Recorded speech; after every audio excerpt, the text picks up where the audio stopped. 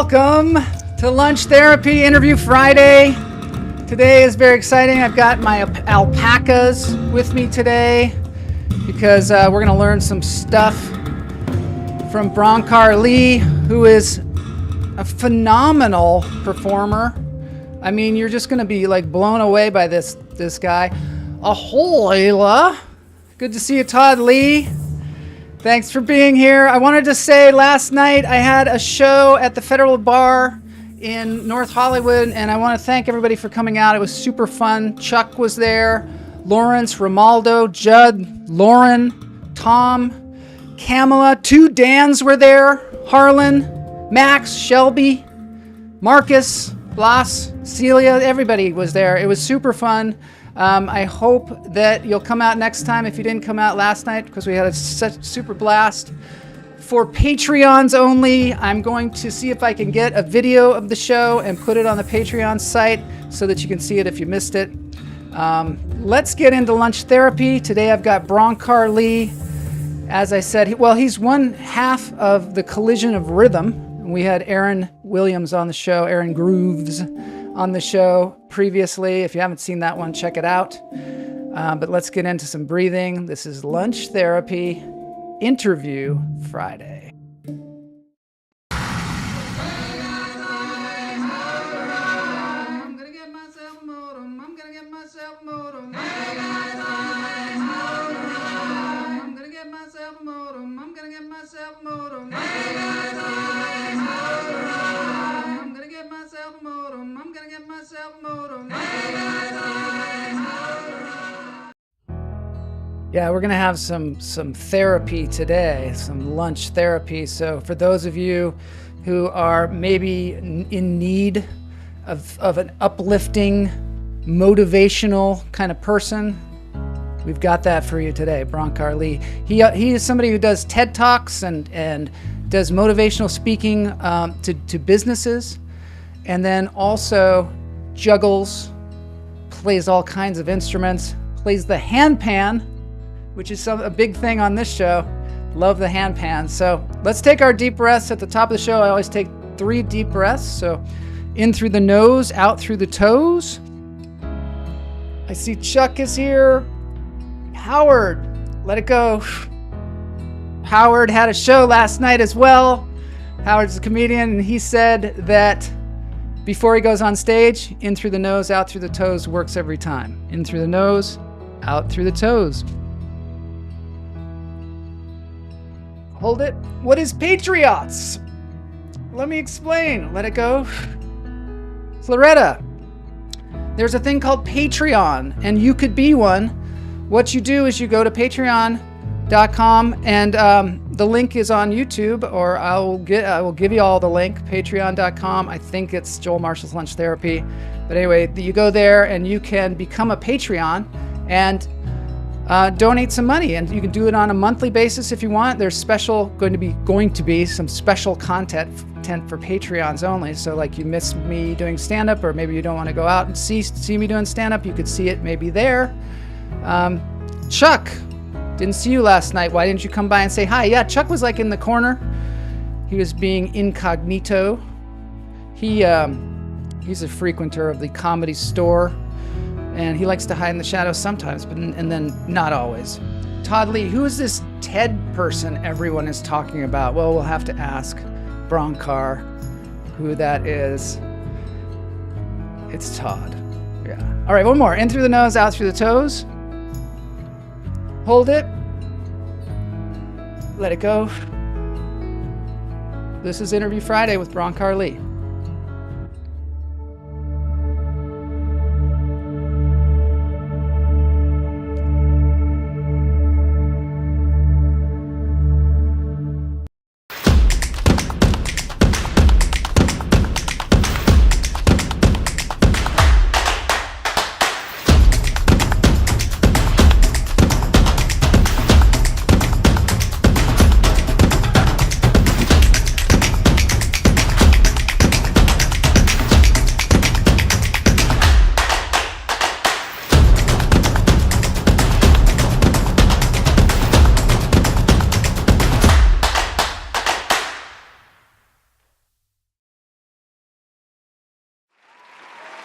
Wow.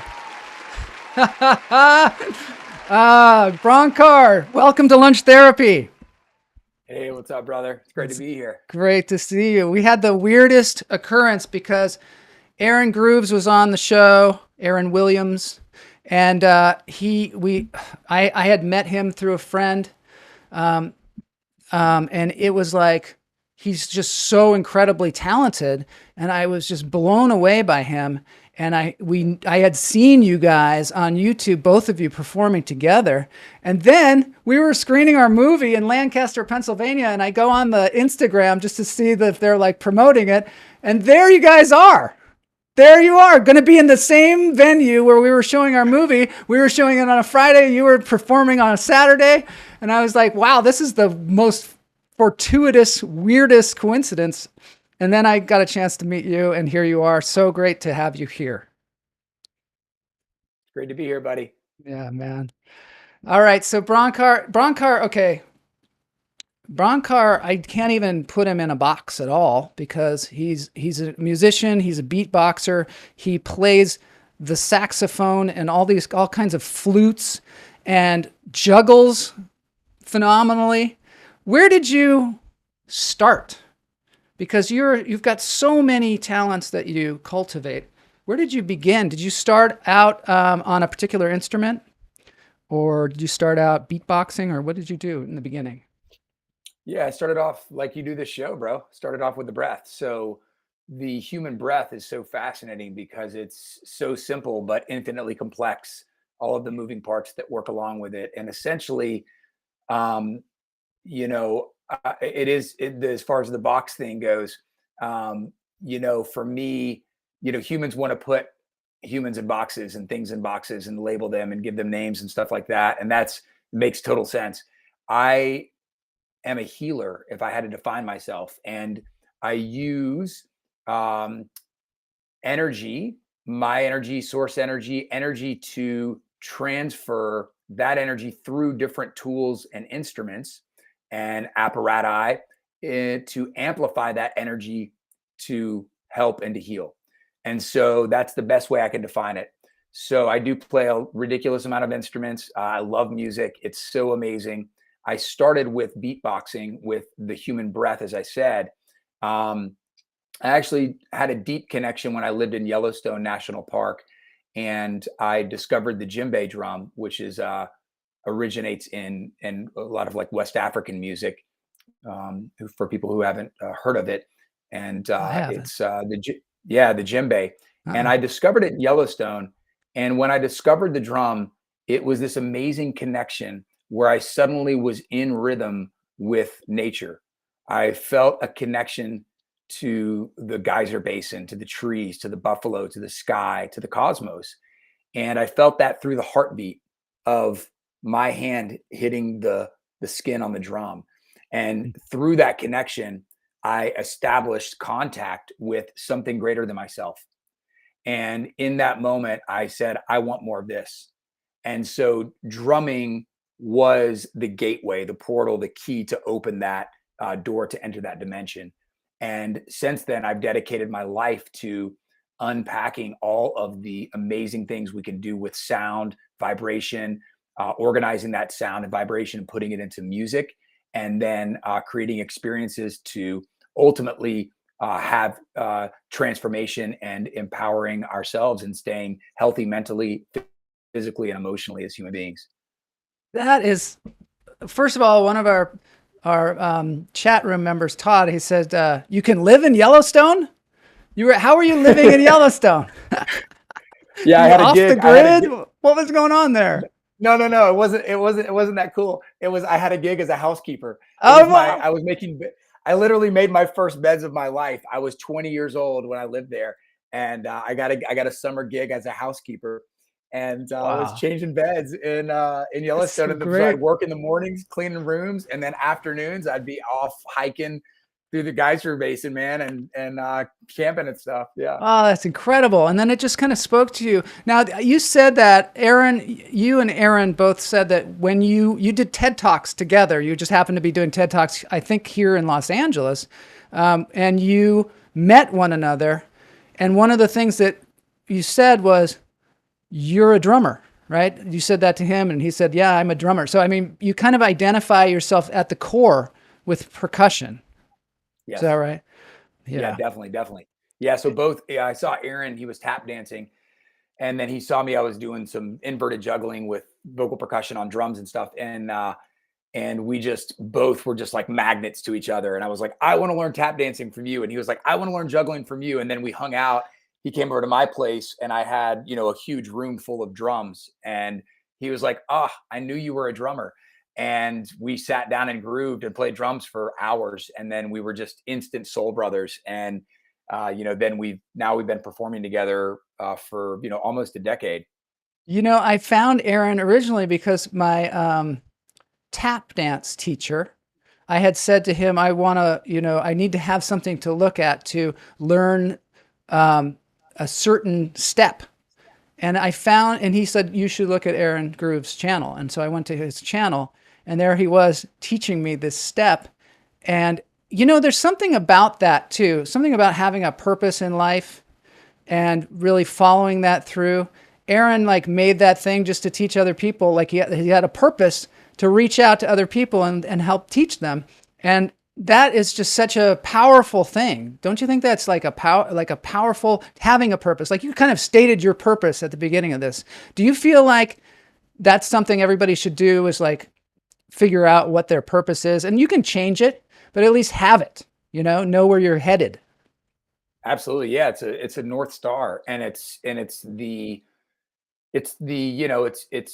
underneath everything. It's the why we do everything. So it's in the roots of the tree. It's anchored in the roots of why we do whatever it is that we do. And so that becomes the omnipresent undercurrent that's within everything we do. Every word we speak, every action we make, that purpose statement is just that foundation that holds it all together. So I think it's really important, and it can be something super simple. The purpose doesn't need to be complex. It can be super simple. I want to bring out happiness in others, Yeah. I mean, that's why I started the business, Spread the Good Stuff. Yeah. It's just like, yeah, I want to make somebody smile, or I want to influence people to smile more, whatever it is. Yeah. Can you tell us what that is? Spreading the good stuff. I've been watching it, so I have a kind of a good idea of it. But what is it? You're doing it with your wife, Cindy, and it seems like a really incredible thing. Can you tell us about it? Yeah. So Spread the Good Stuff is, well, we have the Good Stuff Network, which is our Uh-huh. kind of cosmic umbrella. And then Yeah. underneath that, we have Spread the Good Stuff podcast. And then we have some other programs that we offer, instrumental humans and different kind of personal development programs that we facilitate. We are both artists. Both my wife and I are artists. She's a visual artist, a musician, writer, Did you meet poet, her as a and musician? Did you yeah, meet? I was in for her band 22 years ago, and I got the Wow. gig, and then we stayed together, and then we hooked up, and then the band fell apart because, Yeah. yeah, just for whatever reason, and then we stayed together and maintained the relationship, and now we have 2 kids and a house, and we're doing our Oh thing, my man. God. You have two boys, right? Two boys. Yeah, How yeah, do you do this? very. How the hell do you do all this stuff and raise two boys? I mean, it's pretty Yeah. incredible. How do you find your energy? Um, that's a great question. So, how deep do you want to go? I want to go deep on this because I think a Okay. lot of us really, need to have energy as we grow older too. People kind of expect you to kind of get in the Barcalounger and, give up. But I see people like my friend Tony Horton out there he's in his 60s. He's rock climbing and doing all these things. I want to be doing that. I want to be doing Yeah. that well into my 70s. Can you tell me how you do that? How you generate energy? Yeah, so energy is one of those broad stroke topics that, it's a word that just gets thrown around, and it's like, well, what is energy? Like, what is Yeah. that? Are you talking about making, is energy like the light coming on? Is energy like it's like, Yeah. and it's an energy bar. There's so many, and it's one of those things that it's been butchered in a lot of ways. So Yeah. here's what I'll say. First, let me preface with, because you mentioned the kids thing. Yeah. My kids are incredibly intense. 2 boys, they're 4 and 6. Elijah, Beautiful Rainbow Fireworks, and Nico, the little red dragon. And they are. Well, you have names for them, like they're cartoon characters? Yeah. So and they're full tilt boogie over here, bros. I mean, Really? it's nonstop. Like, I mean, Nico is he is in sixth gear all day, and then he hits the pillow and he sleeps, and that's it. There's no downshifting. There's nothing in between. Nothing in between. Nothing, bro. Yeah. Nothing.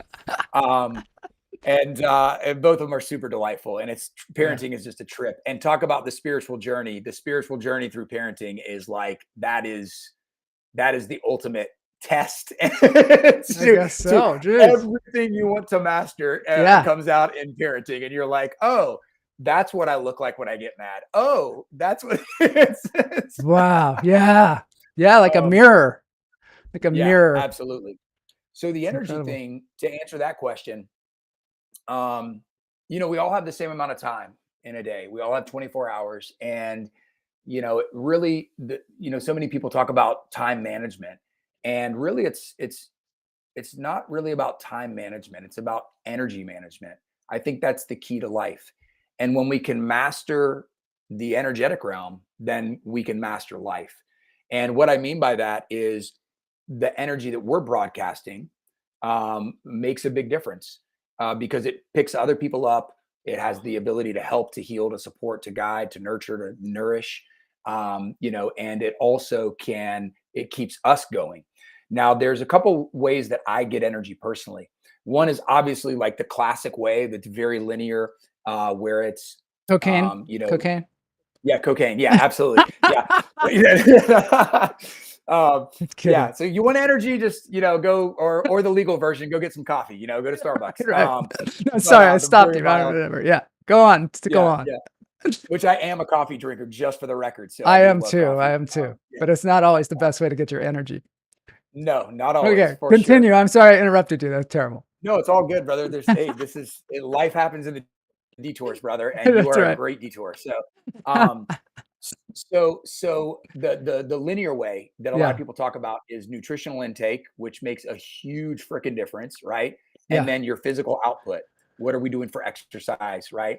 Now, I have a ton to unpack inside of that, specifically the physical output, because as a parent of two spirited boys, an entrepreneur, running my own business, coaching, traveling, doing shows with Aaron, I'm super busy. Yeah. And so I don't have the time to go to the gym and work out. Like, that's just not on my, like, it takes 2 hours for me to like pack up and drive and park and go in, and that's not my jam. So it's all about baking in the key ingredients to your recipe of life that works for you. So I have all these weird little tools that I'm able to, that are portable. I can fit in a backpack. I can get my boys playing on the playground. I can exercise. I can work out in the backyard. I can work out in the office. I do hotel room. Do you use like bands, like stretchy bands? Yep. I use stretchy bands. I use isometric stuff, just like my own weight. Plank, sit up, squats. I do Qigong. Now Qigong is really cool because now we're getting into the energetic realm. And that's the other realm that a lot of Western society doesn't talk about as much. This realm is so powerful and so effective, and it's accessible to anybody. So if anybody's listening to this and they're like, oh, that's woo woo, the energetic realm, blah, blah. It doesn't have to be woo woo. It doesn't have to be weird. It really can be accessible and simple for anybody. And so what I like to do is, even what you came back to with opening with your breath, in through the nose, out through the toes, which I love. We can breathe in different ways, and it's going to affect us. We can breathe in through the nose, out through the nose, in through the nose, out through the mouth, in through the mouth, out through the nose, in through the mouth, out through the nose. And we can just play with this, and the way that oxygen flows through us, that can change our state. Beatboxing is a great way to catalyze energy, because you're taking that breath and then you're just organizing the consonant sounds and vowel sounds to produce.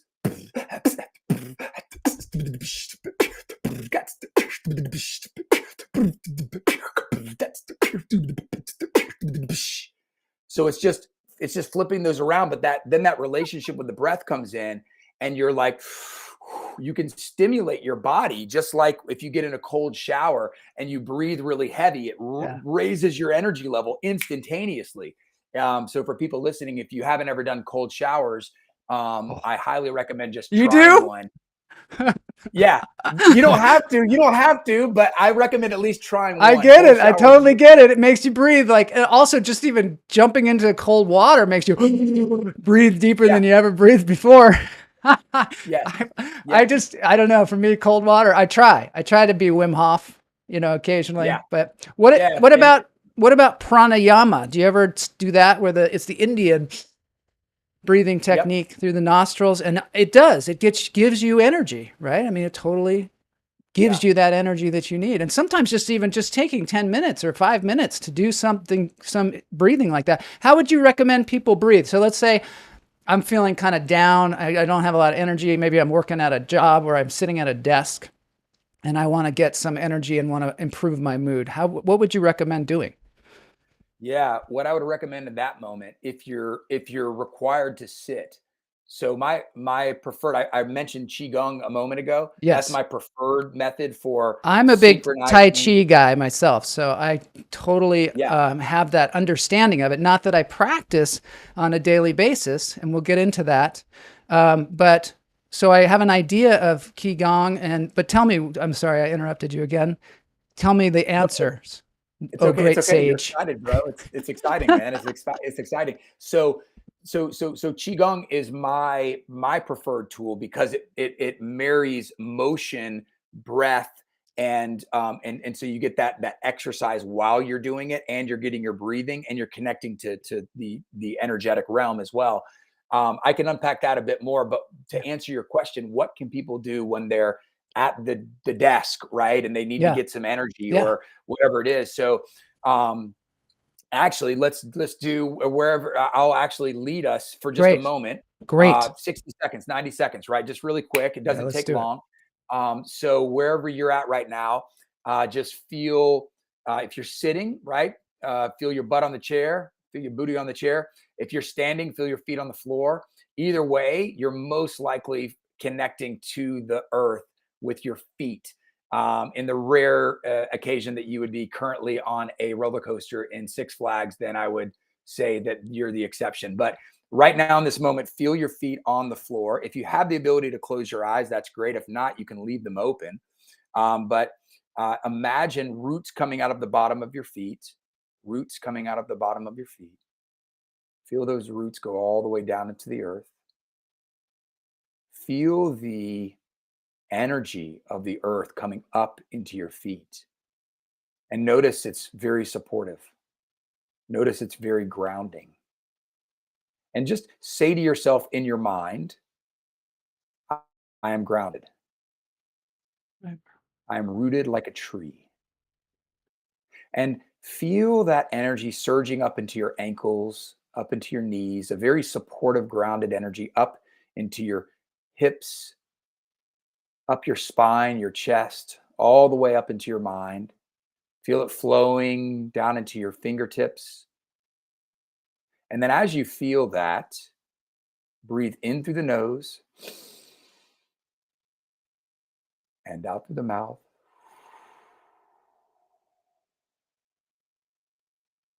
And feel that energy coming all the way up into your feet, all the way up your spine, and then feel it flowing in through your nose, out through your mouth, and that connection to your lungs. And every time you breathe, feel a golden energy flowing in through your nose, out through your mouth. And then imagine out of the top of your head, right at the top of your head, there's an opening going up to the cosmos. And feel a white golden light flowing down and feel it coming all the way out down through your feet. And then feel that energy from the earth coming up and going out of the top of your head. And now, as you breathe in, that energy comes up and out. And as you breathe out, that energy comes down and through. And so you feel that connection, and suddenly you're now in between the earth and the cosmos, and you are a being in this moment, a human being in this moment, breathing, connecting to something bigger, a part of something energetically, and allowing that energy to move through you. And suddenly it's not just about you. Suddenly it's not just you. It's not just you floating around on the earth, not just you doing your ticky tacky, wiki wacky, right? Suddenly there's other energy flowing through you. And so as you connect to this, it's always there. The reminders, it's always there. It's simply about taking the time to slow down and to connect with it. And one way that you can remember it is to give yourself permission to pause. Pause the music, listen within, adjust your tuning, and press play again. As you pause the music of the external world, the cacophony of life, we turn the volume down on that. We pause that noise. We listen within. We truly listen within. We adjust our tuning as we are instruments, instrumental humans, imagining that you are an instrument. As you speak, that's your voice box, just like the body of a guitar, it resonates and comes out. As you listen within, you adjust your tuning, and then you press play again. And as we come back to pressing play, if your eyes are closed, allow them to open back up. And here we are. That was great. Thank you very much for that. That's going to help us for the rest of the day and maybe the rest of our lives. Yeah, that's great. I love that idea. I mean, that was something I learned in Tai Chi, was the idea of your connection with the ground and how your energy is actually below your feet and all the way to the core of the earth and all the way up to space. And it's just, you become like a conduit, which is much more powerful than just, a meat puppet, as it were. I love that. So, okay. So now thank you. Guignel is on. He said, "God damn it, did I miss a meditation?" He wishes he was here. You can always rewind. You can always watch this. Guignel. Yay. Yes. Okay. So now here's my question, because I was saying, yeah, I really am into Tai Chi and I enjoy it and I used to teach it, but of course I don't do it on a regular basis because there's so many things that I feel like I want to do. And I'm one of these people like you that just just gravitates. I have so much interest in so many different things. How do you manage that? How do you stay disciplined? Yeah, brother, that's a great question. And we can all certainly relate to that question. So thanks for asking it. For me, my relationship with Tai Chi, or yours or yours is Tai Chi, mine is Qigong. But my relationship with that is that there are some things that are non-negotiables, and that is a non-negotiable, because what I do is I simply ask a series of questions in order to put it on the top of my priority list. I say, okay, so if I do my Qigong, how will that affect me? Okay, it'll make me feel good. All right. And then if I start feeling good, what can I do with that? Oh, well, I can go and pour that into my clients, right? My coaching Yeah. clients, or Yeah. my concerts, or my experiences. Oh, cool. And then how will that, affect those people? Oh, well, it'll make them feel really good. And then they'll be able to spread that on to the people that they connect with, and it'll make their lives better. And then, okay, well, what will that do? And then they can share that on it. So I go right into that. And so I realize, oh, well, if I keep myself in tune, if I focus on building my energy like that, then it's going to impact so many more people. And there's so many other areas of my life that will affect the way that I parent, the way that I husband, the way that I coach, the way that I perform, the way that I drive, the way that I walk, the way that I do everything is dictated by my energy level. Right? If I don't Yeah. get enough sleep, if I don't eat anything for too long, if I, all of these things affect my energy level, and my energy level is the omnipresent undercurrent in life, because how we do anything is really our unique energetic signature that we're putting on things. And so So that becomes a non-negotiable for me. Doing my qigong is a non-negotiable. I do that in the morning, every single morning.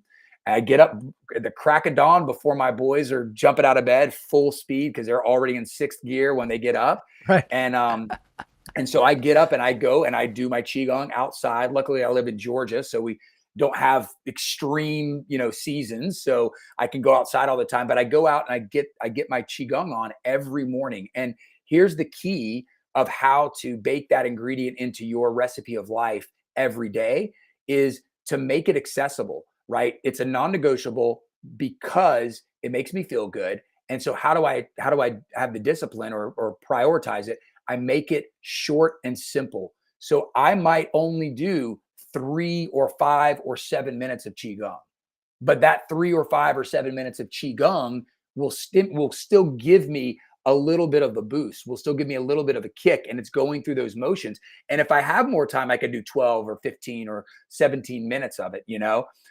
if I have the luxury to do more, if I have more time there to do that. But because I do it every day, the thing that I would invite everybody to think about is if you've ever played a stringed instrument before, I a was just thinking of violin, that. Just thinking of that. yeah, Yeah. a Go ahead. violin or a banjo or a guitar, cello, a stringed instrument. The first thing that a professional musician does every time they're going to play the instrument is they tune the instrument, they retune it. If Yeah. you've ever seen a symphony, everybody that comes together to play in that symphony, the first thing they do is they retune individually so that they Mhm. can come together as a collective and make beautiful music. And Mhm. so as we start to look at our bodies, as you, the listener, starts to look at your body as an instrument, right? Yeah. You are an instrumental human. You are an instrument of influence. Mhm. And the way that you show up matters, right? The way you show up matters. And so if your inner instrument, your mind, your body, your energy, if your inner instrument isn't in tune, you can't make beautiful music with the people around you. You can't harmonize as a husband or a wife, as a father or a son or a daughter or a mother or a CEO or a leader or a follower or a baker or a whatever you do. You just can't do it well if you're not in tune yourself. So Yeah. that becomes the priority. And then as we, just like a musician, as we retune that instrument every day, it's not so hard to keep it in tune. It doesn't take a lot of time. Whereas if we neglect the guitar for 6 months and we go to play it, it's going to be dusty. We might have to change the strings. We might have to cut them off, and it takes an hour to get it back in tune. But if we Yeah. do it every day, it just takes, a couple of minutes to get So that thing makes back in tune. And the same sense. applies for us. Yeah. I also find that applies for practicing something that you want to learn. Like I got the farthest with the guitar, and my alter ego broke my guitar recently, so I have to get it fixed. But I got the farthest I've ever gotten by just saying, pick up the guitar for 5 minutes a day. And that's a non-negotiable 5 minutes, which often stretches into a half an hour or an hour or whatever. But just the act of doing it every day, you improve so greatly.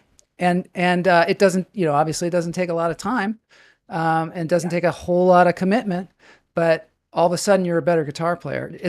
How do you, when you go about learning an instrument, I'm sure because you learn it at a very high level, how do you methodically train yourself in a new instrument? Yeah, it's a great question. It depends on the instrument. Um, it depends on the instrument. So something like saxophone, for example, saxophone is an extremely complicated instrument, and the Hmm. learning curve is very steep. Is it? Um, yeah, because you have so many moving parts. You have it's at the core, it's an extremely vulnerable instrument.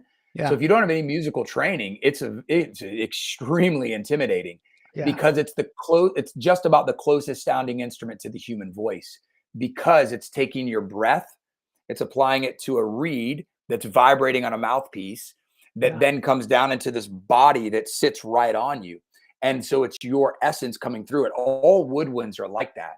Yeah. And the complexity to produce a single clean note on saxophone, um, it's like if you look at it like a piano, Hmm. literally, if you sit down, if anybody listening right now, if you have a finger and you walk up to a piano and you just do that, literally just that, you can play a perfect note.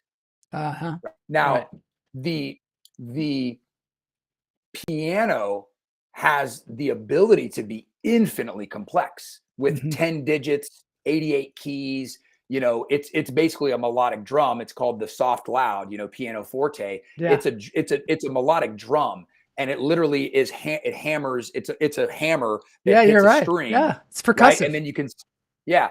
So Yeah. it's in the percussion family. So you're drumming with your fingers, but you have all Oh, these interesting. you can play chords, you can play scales, you can play single notes, you can do so many things. But to sit down and make a note, you can do that. All you got to do is that.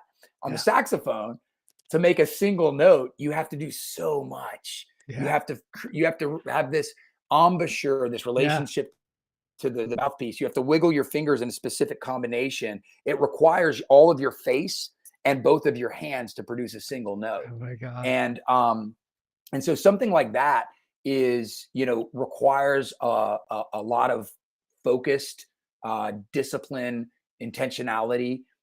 You also have to have the right environment where you can have a safe space to learn, to give yourself permission to fail and to make mistakes or mistakes over and over again, to literally surrender to the squeak, right? That's The the honky hard part, sound. right? I mean, that's one of the hard part that I think people don't understand is they try to pick up an instrument and they're like, I suck. This is hard. My hands are not big enough or whatever it is. And they give up because they think, well, I guess I'm not very talented at that. And then later on they tell somebody, oh, I suck at singing or I'm terrible at math or whatever it is they tried to learn because they didn't get over that hump. Yeah. And certainly with guitar, as you're referencing there, you have an adjustment an adjustment period there where you have to actually strengthen your hand, and then you have to endure a certain amount of pain to Yeah. numb the tips of your fingers out Yeah. so that you can play. Certainly if you're playing steel strings, nylon, it's more forgiving, but it's a very awkward position. Like, a lot of people clump guitar into the same category as, like, like learning to play drums is like guitar. And it's like, no, drums, you just do this and you hit it and you strike it. That's it. Guitar, you have to hold this thing in an awkward position, and you have to coordinate these fingers with these fingers in order to play notes, right? So Yeah. it's Yeah. it's it's several degrees more complex. Also, now you're talking about melody and things like that, and chords and all that, which we're not going to go down that rabbit hole. But And it's but also not basically, linear in the way a piano is. A piano, you go 88 keys and you go from lowest to highest. This is not in any kind of, I don't know, you don't look at it and go, oh, I see the scale right there at all. yeah, You're like, I yeah. see some random strings tuned in a random way, it seems. You know what I mean? It's this crazy Yeah. riddle that you have to, It's like, a you have to riddle. decode it. Yeah, yeah. So Um, do you set aside particular time? Do you keep record of your practicing? Do you try and set goals in your practicing? How do you um, speed up that process? How do you make it more effective with the time and energy that you have? yeah, great question. Yeah, accelerated learning. Um, for me, I haven't currently, for the last, how old are my kids? For the last 7 years, I have not done that. Yeah, I have not used any, logging hours and things like that. However, I did that for years, you did. and so I have that foundation. Is those techniques are internalized, right? Yeah, Memorized, then internalized, and so now I just kind of feel into it organically or intuitively. And but I made my minutes. I had minute monitors and time logs and all that stuff for the technical things. But at this point, I really honestly don't practice any instrument that I know at this point. Which, yeah, I play a lot of instruments, but a anything I lot of them. don't, yeah, I don't really practice anymore, Yeah, unless I get something new, or unless it's a high maintenance instrument. yeah, Like, I stopped playing brass because brass is so high maintenance. yeah. Saxophone I'll play, but I literally will pick up my sax in the studio and I won't warm up. I'll just play. I'll just go right. I'll be like, okay, here comes my part. I'm just going to play, and it's like, Well, you're saying that brass, because of the embouchure, because you have to keep the embouchure in a very particular way. Like today, if I picked up a French horn, I used to play French horn. If I picked it up, I wouldn't be able to even make a sound because my mouth is not accustomed to it. We're getting some screams in the chat room. They want to know how you beatbox. They want to know what that's about. How does that work? I mean, because I guess we all have that instrument, right? If we want to try and use it. Well, I'll start off with, that's a great, whoever asked that. Do you know who asked that? Yeah, my wife, Kamala, asked that. Kamala Lopez. Kamala, she's screaming, beatbox. Okay. I need to learn that. Oh, I see it. Okay, I see it. Please elaborate. It's all caps. Okay, beatbox. Okay, so let me start off with why I got into beatboxing. I got into beatboxing because it was a tool that I could use to create instant connection with an audience. Okay. Because everybody that is there is breathing, have lips, tongue, mouth, all that. And we can instantly make music just like that. We don't have to go buy an instrument. We don't have to take a lesson. We don't need anybody to give us permission. We don't need an authority figure to say, oh, you can do this. You're good enough. So we can do it, right? Yeah. It's our voice. It's our breath. We can do it. So coming back to that breath, it's tuning in with the breath, having that awareness of how that breath is moving, right? So just as you're sitting wherever you are right now, just feeling the rhythm of your own breath, your internal rhythm of how you're breathing. And now beatbox is all about the deconstruction of language, and it's really breaking it down. So if I wanted to make a hi-hat sound, right? If I wanted, I would take the letter T and I would abbreviate it. I would take the vowel sound E off of it and just, and then I would play with that. I would see if I can make it in ways.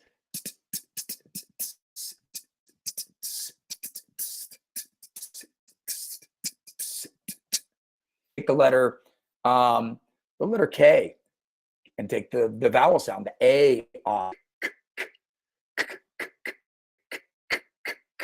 T and K.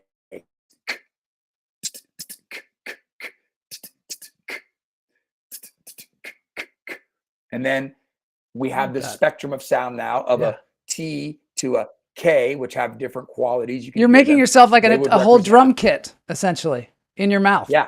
So that would represent a hi-hat and a snare drum. And then you would want some low end. So you would take a B, and kind of the kick drum that I like to teach is a B PH sound. And it's like this. So it's almost like the attack of the B, and then the sound at the end, like a PHF sound, right? And so, and this, I don't know how this comes through. I don't know how to do advanced settings here on the on this particular interface, but sometimes it shuts out white noise. Which is, right. It does that to me. Beatboxing, but then you would organize those together. Yeah. Sounds great. Sounds great. Then some of those were D's and G's in there, but yeah, D G. That takes some skill, right? But you're just moving your tongue, right? Yeah. And then you add a melody, and then you add an F. Right. I love that. So then you break it all apart, right? You break down language, and then you just build it back up in a new way. And so it's a very creative expression, and it's instantaneous, right? Wow. There's no delay, right? Even if I want to wiggle my finger to touch that piano, right? Then it's like I have to put my consciousness down to my finger. It takes a moment. Whereas if I want to express through my voice, it's instantaneous. Yeah. And we're all so used to expressing through the voice. Yeah. So if I want to, make a sound, it's right so immediate. Yeah. Did you have any inspiration in this? Like, is there somebody that you watched as a youngster that you were like, this is the guy, like maybe that guy from Police Academy or somebody like that really inspired you to do beatbox? And how did you even learn? Did you just come up with it yourself or just watch other people? Or? Yeah, Michael Winslow is who you're referring to from Police Academy. And yeah, he's certainly fantastic at sound effects. Yeah. big inspiration was Bobby McFerrin, who Oh, is, Bobby McFerrin. Yeah. yeah, primarily a vocalist. So a lot of, Yeah. jazz, opera, yodel, I mean, all forms of singing. But he touches on some beatboxing as well, and incorporates a bit of that in his work. But I saw him and I was very inspired. And Yeah. I saw his PBS special, Spontaneous Inventions, and I That said, was I want to do great. that. Yeah. Yeah. Yeah. I said, I want to do that. And what I loved about it was, again, this comes back to that purpose, like we were talking Yeah. about I was earlier. thinking that same thing about him. It's what I identified in him and why I was so attracted to his work was Yeah. not what he was doing. It was how he was doing it and why he was doing it. And Yep. he was using his skill of vocalization to create a connection with his audience, to have an experience with them, not perform for them, which he does perform for them, but he brought them into the show and worked with them. And to me, that's creating an experience with them. And so when they leave that experience, they were a part. And that's always Part of it. Yeah. my intention and my purpose is I always imagine anytime if I'm doing an interview, if I'm doing a concert, if I'm doing a coaching session, whatever it is that I'm doing, I always imagine that the recipient of that moment is walking away, and I always think what's going to be inside of that gift as they open it up. Yeah. And I spent a lot of my career seeking validation. Mm. Oh, we're having an internet problem here. I'm going to go in here to my bootleg of the Lancaster performance while I'm getting you back. We just had a little internet thing. But I just wanted to show just an example of you performing, if I can. This is just me bootlegging a little of your performance here, but this is you and Aaron. This is me watching Aaron. You watching Aaron, but soon you'll be I'm really good at watching, guys. Yeah, really good. This is him watching. I'm really good. No, wait, where's it? Oh, there you are. I mean, that is just... God. I was trying to find where you work with the audience, but I guess I'm not going to find that right now. But when I saw the show, there were a lot of kids there, and they were participating. They even had little instruments that they had made. And you involve them in the show, and it's exactly what you're saying about, and I think this is kind of a theme of our discussion today, is not just getting energy, but giving it. So you are a conduit of this energy you tap into, and you give it out, and it permeates, and everybody gets energy, which is such a great way to look at life and also performing. And that way you're not just trying to get something, and you don't have these expectations of what you're going to get.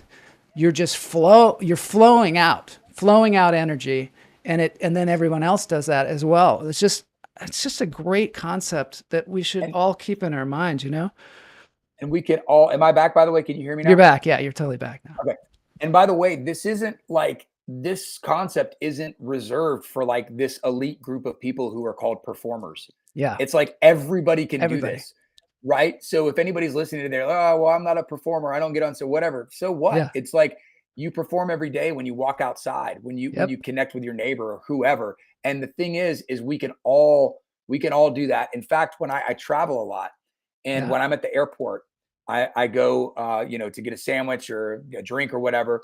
And my goal is always at the airport, it's very heightened energy. Everybody's, a lot of anxiety. People are catching flights. They're in a hurry. They're stressed. They're rushed. They got their, and my goal is to stop, look, and connect with the person making my sandwich, to acknowledge them as a human and to catalyze a smile. Yeah. And if I can do that, then I receive back. I light them up and they give that back. And to me, it can be those simple moments like that. I call them doors of opportunity. And literally every door we walk through is an opportunity to catalyze a smile. Because if we simply stop and hold the door for someone, they're going to appreciate it, right? Yeah. And if they don't acknowledge that, they probably appreciate it even more, right? Because they needed it that much more. Yeah. They just didn't have the ability to actually share it, the capacity to share it, because they're having a rough day. But every door that we walk through is a door of opportunity to catalyze a smile in somebody else and to spread that good stuff, man. I love that. That's also a great way to adjust your mood. If you are like feeling like crap, one good way would be to put your attention externally on making other people feel good. Like even if you don't feel good yourself, just see if you can make other people feel good, and then you raise the whole mood of everyone around you, and of course your mood will raise as well. Yeah. If you feel like crap, find a way to give back. I love that. All right. Well, this is creates feedback. This is so great. I really appreciate that. Okay. Well, we're going to have to end the interview now. Unfortunately, we're almost to an hour. I want to end on a dance break like we do every show. I want to thank you for being on the show, Bronkar. This has been a real gift to have you here, and some really good messages that I think we can move forward with and make the world a better place, because I think that it's definitely needed and wanted at this point. Okay, so we're going to have a dance break, and it's going to be you and Aaron doing a Mario Brothers thing. This is a very popular, like the videos that you put out on doing theme songs from video games are extremely popular. This happens to be one of them. We're going to show and we're going to dance it out. But it's from Mario Brothers Underworld. And I just want to ask you and Aaron work together a lot, and you don't have a lot of time to practice together because you're on opposite sides of the country. How do you prepare for a show or any kind of performance like this? You don't. Yeah, you don't, do you? There's like there's a communication going on between you guys that I see on the stage that is like I don't know, you guys are like have telepathy or something. Yeah, well, we have definitely developed that ability together. You know how it is when you sync with somebody and you've worked with them a lot, you can read them a lot of levels. And so we're pretty in tune with each other. And also we logged a lot of time when we lived in the same city. And so we laid down that foundation again. Yeah. And then and now that we've laid that foundation down, we have that to work from. And so adding something else in or something new in or trying something new is really easy at this point. So we just show up, we fly in to, wherever our next event is, we get in and sound check. And then if we have something that we want to work on, we just talk through it during sound check. And if we have time, we try it out one time. And if it works, great. And then we'll put it in the show. I was amazed. I was amazed at how you guys handled your looping machine or some kind of audio thing went out in the middle of the show. And you were at that show. You had to handle that. I mean, that was amazing to me because I also know how like we get like, anger sometimes, and we have to like dissipate that too. Like you're like, who just screwed up? You know what I mean? And what did you do in that moment? Did you take a breath? Did you say, I've got to, did you do something mentally so that you could get through that without sweating it too much? Yeah, always. I take opportunity breaths. And so it's in those challenging situations that we all experience. Yeah. I search for the opportunity and I say, what's the opportunity here? Yeah. Okay. There's an opportunity to create a new moment that I wasn't anticipating. There's an opportunity for me to learn something here. Yeah. There's an opportunity for me to, become stronger by this, awkward experience. Yeah. So it's constantly choosing to search for the opportunity in those moments. And when we do that as human beings, then, whatever we ask, like, look, in life, we're going to get the answers to the questions that we ask. Yeah. Right. That's just what's going to happen. If you walk up to somebody and ask them, why the sky is blue, they're not going to start talking to you about, whatever, painting or turnips or cars. And so, we're going to get those answers to the questions that we ask. And the same thing applies to ourselves. If we're asking ourselves the question of, why did this happen? Why is this happening to me? What did I do wrong? Why my cable's going? And then we go down that rabbit hole, or we start to ask the questions of like, what is it that I can learn here? How could I navigate these waters more effectively next time? Or, you know what I mean? We ask these questions and then we get those answers. And so we start to think like that. And so where's the opportunity? What's the opportunity here? The opportunity right away. You can't help me. If you say, what's the opportunity here? You're going to go somewhere. Yeah. You're already in a different place. Yeah. You're in a different place. Yeah. I love that. Okay. Dance time. Here's the dance break. Thanks so much for being on the show. We're going to play this thing and then we're going to be out.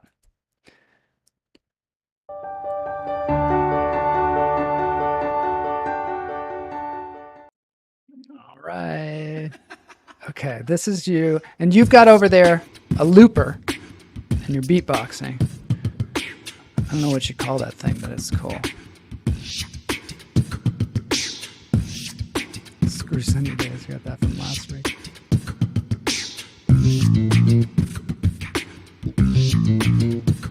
Set up there.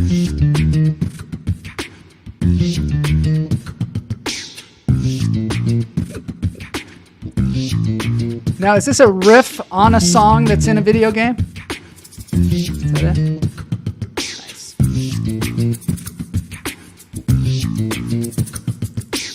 So you're looping sounds so that they go repetitively. That's so cool.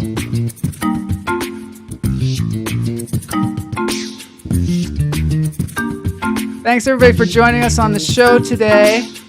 It has been a real treat to have you all in the chat room.